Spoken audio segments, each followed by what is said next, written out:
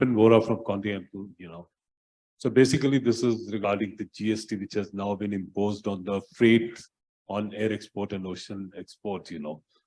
Right now, the goods exporters, they are not ready to, the cost of export is going to increase. Plus, all over the world, not even in Singapore, Australia, anywhere, the GST or VAT is applicable on export freight. So in India, we had this exemption for 3 years, but from 1st of October, this has been implemented, which, there are a lot of ifs and buts even now, which needs to be clarified, like in SEZ exports. SEZ exports, we as a freight forwarder, we don't bill them, to whom we should bill the freight charges. Similarly on the, on the airlines and other people also, there is so much of confusion in the last 1 month. Either we should have a, meeting where these things can be clarified. Otherwise, every freight forwarder, shippers will be in a mess, in the first 2-3 months. That's what I will say. Either you should give us some time to get ready, and whatever their queries are, it should be rectified before it's being implemented. Because the whole trade is in a mess. They don't know what to do on certain things because there are FOB shipments, there are CIF shipments, there are freight forwarders who make shipments prepaid and get it from the overseas agents, whether GST will be applicable on collect freight or not. So there's too much of confusion right now going on. So we need some clarification or something on this, so that neither exporters should suffer nor the freight forwarder community should suffer because of this. That's all.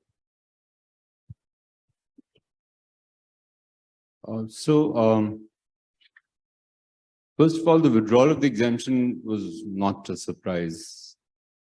It was decided by the GST Council, I think, at the 45th or the 40th, 1 year ago.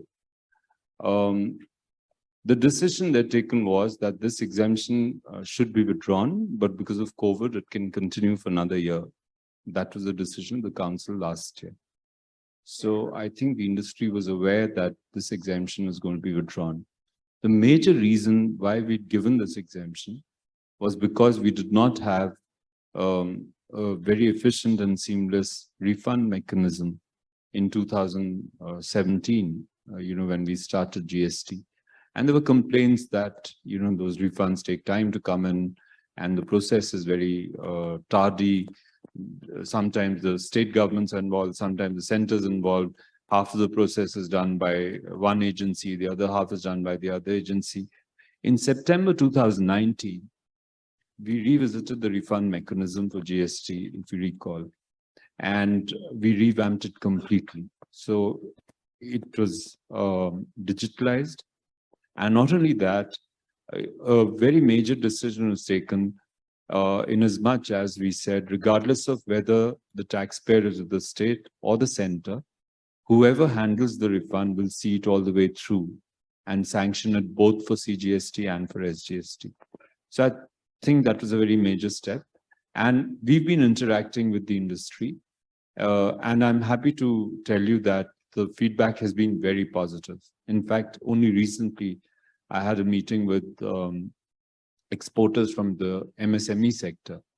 And what they told me, and they had no reason, not to tell me the truth, was that they were extremely happy with the way refunds were being handled on the GST side. It was quite smooth.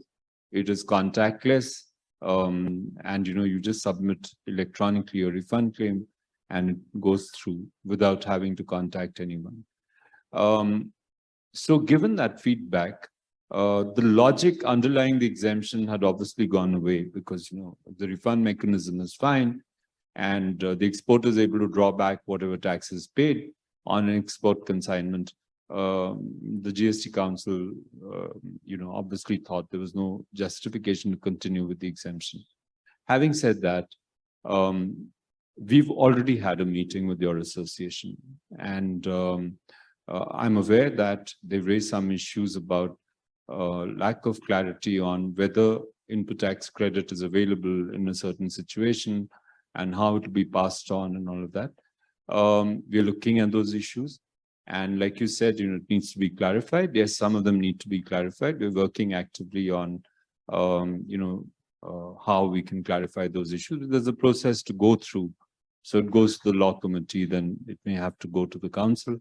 But, we are already working on that. So I thought I'll just share that part.